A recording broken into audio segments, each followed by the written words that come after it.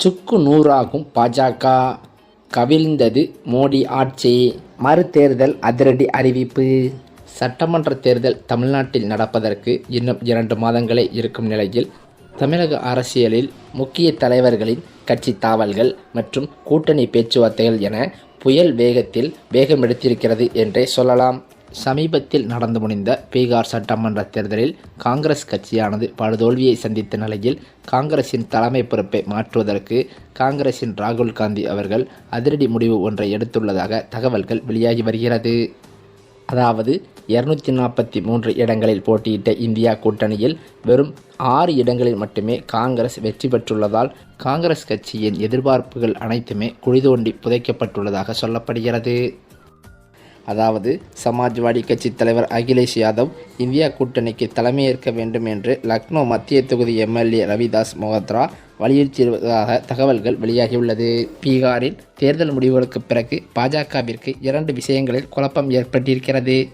முதலாவதாக, அதாவது முதல்வர் யார் என்ற குழப்பமானது இருந்து வருகிறதாம். தேசிய ஜனநாயக கூட்டணியில் இருந்து பீகாரின் முதல்வராக யார் வந்தாலும் இந்த முறை அமைச்சரவை அமைப்பு முழுமையாக மாற்றப்படும்.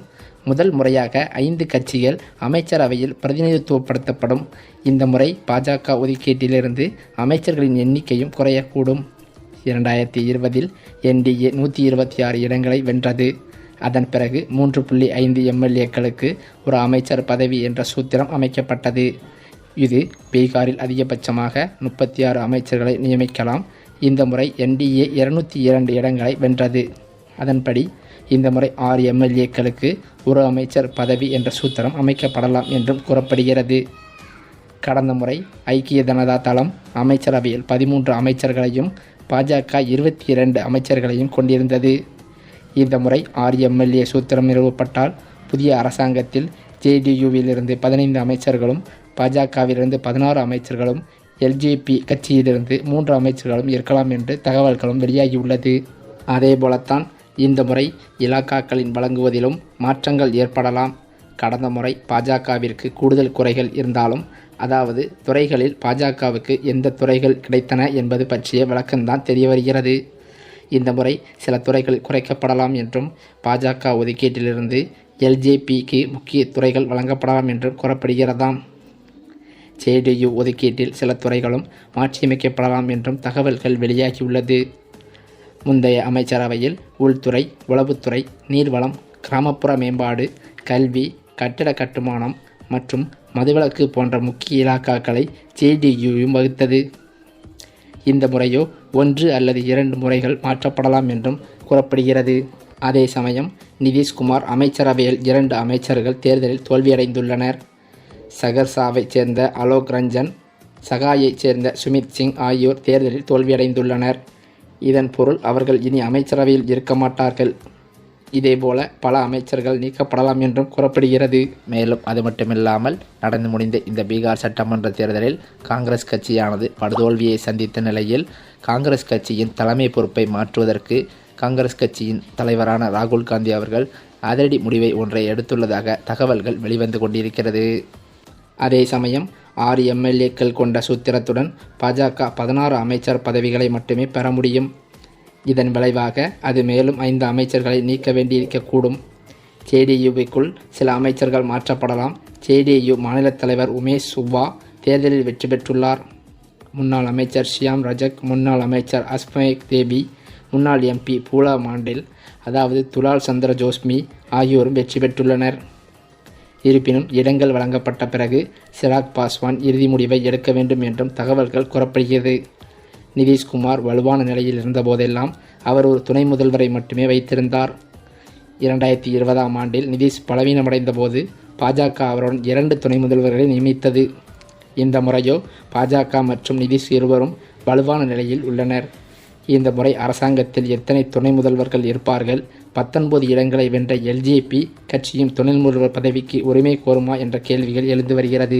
இந்த சூழ்நிலையில் தேசிய ஜனநாயக கூட்டணியின் பீகாரில் மாபெரும் வெற்றி வெறும் கூட்டணிக்கும் பாஜகவிற்கும் மட்டுமின்றி பிரதமர் நரேந்திர மோடிக்கும் புத்துயிர் அளிப்பதாகவே அமைந்துள்ளது. கடந்த ஆண்டு லோக்சபா தேர்தலில் பாஜக பெரும்பான்மை பெற தவறிய போது தற்போது கடந்த காலமாகிவிட்டது. அதன் பிறகு மகாராஷ்டிரா, ஹரியானா, டெல்லி மற்றும் இப்போது பீகார் பொது தேர்தலுடன் ஒரே நேரத்தில் நடைபெற்ற ஒடிசாவை தவிர்த்து ஆகிய மாநிலங்களில் கட்சி வெற்றிகளை பெற்றுள்ளது. அது மட்டுமின்றி மே 2024 லோக்சபா தேர்தலுக்கு பிறகு அது எதிர்கொண்ட அதாவது ஏறக்குறைய அனைத்து மாநில தேர்தல்களிலும் பாஜக முந்தைய சட்டமன்ற தேர்தல்களை விட தனது செயல்திறனை மேம்படுத்தியிருக்கிறது என்றே கூறலாம். அவ்வாறு பார்த்தால் பீகாரில் 2020 பாஜக போட்டியிட்ட 110 இடங்களில் 74ஐ வென்றது.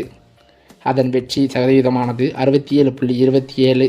இம்முறையோ அது போட்டியிட்ட 101 தொகுதிகளில் 89ஐ வெல்ல தயாராக இருக்கிறது. அதன் வெற்றி விகிதத்தை பார்த்தால் ஈர்க்கக்கூடிய 88.11ஆக இருக்கிறது. இது எவ்வாறு மேம்பட்டுள்ளது என்றே பலரும் ஆச்சரியத்துடன் பார்த்து வருகின்றனர். கூட்டணியில் சிக்கல்கள் இருந்தாலும் பீகாரில் பாஜக போட்ட ஒரு சூதாட்டம் வெற்றி பெற்றிருக்கிறது. லோக் ஜனசக்தி கட்சி தலைவர் சிராக் பாஸ்வான் மீதான நம்பிக்கை பலனளித்திருக்கிறது என்றே சொல்லலாம். இது கூட்டணி தலைவர் நிதிஷ்குமாருக்கு அப்பாற்பட்ட அரசியலுக்கான களத்தை பாஜகவிற்கு தயார் செய்ய உதவும் என்றே சொல்லலாம். மேலும் இந்த முடிவுகள் அடுத்த ஆண்டு வரவிருக்கும் தொடர் மாநில தேர்தலுக்கு அடித்தளமிடும். இது பாஜகவிற்கு நல்ல செய்தியாகும். ஏனெனில் அசாமில் தவிர்த்து மற்ற மாநிலங்களில் அது ஒரு முக்கிய சக்தியாகவே இல்லை. அடுத்ததாக வரும் மேற்கு வங்கத்தில் ஆளும் திரிணாமுல் காங்கிரஸ் கட்சிக்கு பாஜக கடுமையான சவாலை எதிர்கொள்கிறது என்றும் தகவல்கள் வெளிவருகின்றன. பீகார் தேர்தல் அறிவிக்கப்படுவதற்கு 6 மாதங்களுக்கு முன்பு சிறப்பு வாக்காளர் பட்டியல் திருத்த பணியின் போது 65 லட்சம் வாக்காளர்கள் நீக்கப்பட்டதாக காங்கிரஸ், RJD உள்ளிட்ட இந்தியா கூட்டணி கட்சிகள் குற்றம் சாட்டி வந்தன. மேலும் அது மட்டுமில்லாமல் பீகாரில் நடந்த சட்டசபை தேர்தலில் பாஜக கூட்டணியானது 202 தொகுதிகளை வென்று அபார வெற்றி பெற்றிருப்பது இந்த வெற்றிக்கு திமுகவின் விமர்சனங்களும் ஒரு காரணம் என்று சமூக வலைதளங்களில் பலரும் கூறி வருகின்றனர். ராகுல் காந்தி, முதல்வர் ஸ்டாலின், தேஜஸ்வி யாதவ் ஆகியோர் ஒன்றாக இருக்கும் படத்துடன் இந்த விமர்சனங்கள் பரவி வருகிறது. ராகுல் காந்தி மகாராஷ்டிராவில் ஓட்டு திருட்டு நடந்ததாக கூறியதைப் போல பீகாரிலும் ஓட்டு திருட்டு நடக்கிறது என்று கூறி ஆகஸ்ட் 17 முதல் 15 நாட்கள் வாக்காளர் அதிகார யாத்திரை நடத்தினார். ஆகஸ்ட் 27 அன்று பாட்னாவில் நடந்த யாத்திரையில் முதல்வர் ஸ்டாலினும் கலந்து கொண்டு பேசி வந்தார் என்பதும் குறிப்பிடத்தக்கது. அந்த படத்தை வைத்து பாஜக பிரச்சாரம் செய்தது. தமிழகத்தில் பணியாற்றும் பீகார் மக்களை இழிவுபடுத்தும் திமுக தலைவரை அழைத்து வந்து ராகுலும் தேஜஸ்வி யாதவும் பீகாரை அவமானப்படுத்திவிட்டதாகவே கூறியது. பிரச்சார கூட்டங்களில் கூட பிரதமர் மோடி, கர்நாடகா, தெலுங்கானா காங்கிரஸ் தலைவர்கள் பீகார் மக்களை அவதூறு செய்கின்றனர், தமிழகத்தில் பீகார் தொழிலாளர்களை திமுக துன்புறுத்தியிருக்கிறது என்றார். இதற்கு ஸ்டாலின் கண்டனம் தெரிவித்தும் வந்ததும் குறிப்பிடத்தக்கது. அதாவது பீகாரில் நடந்த சட்டமன்ற தேர்தலில் காங்கிரஸ் ஆனது படுதோல்வியை சந்தித்த நிலையில் பாஜகவிற்கு நிதிஷ்குமார் தலைமையில் ஒரு சிறப்பான வெற்றி கிடைத்துள்ளது. என்னவென்று பார்த்தால் நிதிஷ்குமார் தற்போதைய தேர்தலோடு 10வது முறையாக முதல்வர் வேட்பாளராக தேர்ந்தெடுக்கப்பட்டுள்ளதாக பாஜக கூட்டணியில் தகவல்கள் வெளியான நிலையில் இப்போது நிதிஷ்குமார் அதிலிருந்து விலகுவதாக அதிரடி அறிவிப்பை ஒன்றை வெளியிட்டிருப்பதாக தகவல்கள் வெளியாகி வருகின்றன. மேலும் அது மட்டுமில்லாமல் தற்போதைய சூழலில் நிதிஷ்குமார் அவர்கள் பாஜக கூட்டணியிலிருந்து வெளியேறுவதாக அதிர்ச்சி தகவல்கள் கசிந்துள்ளது.